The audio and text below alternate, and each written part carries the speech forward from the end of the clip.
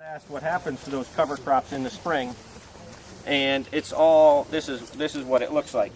So the crop residue, whether it's rye, crimson clover, this was parsley, is simply mown down, ground up, usually with a radial mower, sometimes with a sickle bar mower. And if the residue is heavy, like I said, I have to kill this residue.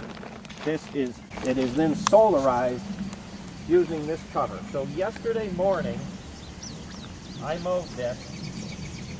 We set this cover over it. Yesterday was sunny. Okay, so that's all this is. Sandbag, right? Sandbag here.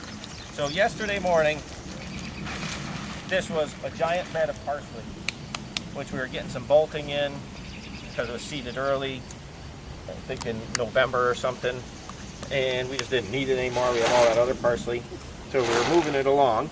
And so I mowed it, we covered it with the sheet of plastic. This is, one day, and it's not even a full day, because by the time we set this, it was probably 11 or 12 o'clock. But in one day's time, these parsleys are dead. And generally, some things take longer, depending on the temperatures. But essentially, it's like a 1 to 2 day process. So you mow it, you cover it, it burns off, everything is dead. This needed this little edge here. Could have used that second day, so green there still. So we'll actually cover this again tomorrow. We uncovered it because, we'd like to get rain on it if we can. And so that is solarizing.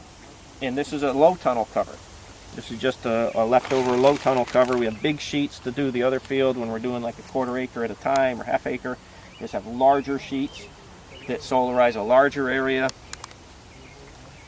And so it wipes out any annual. Now it does not wipe out a perennial. So the quack will die back. This is probably quack right here. Nope, that's not quack. But quack will die back, but it's going to regrow from its root. So the perennials, you've got to make sure that you don't introduce a lot of perennial weeds into the system or control them when you do see them, because they're resistant to the solarizing process. So that's one of the reasons we stay away from hay, for instance, unless we really have to use it, because there's the potential for perennial weeds to come out of hay. So we prefer straw, leaf, and wood chip for the mulch materials.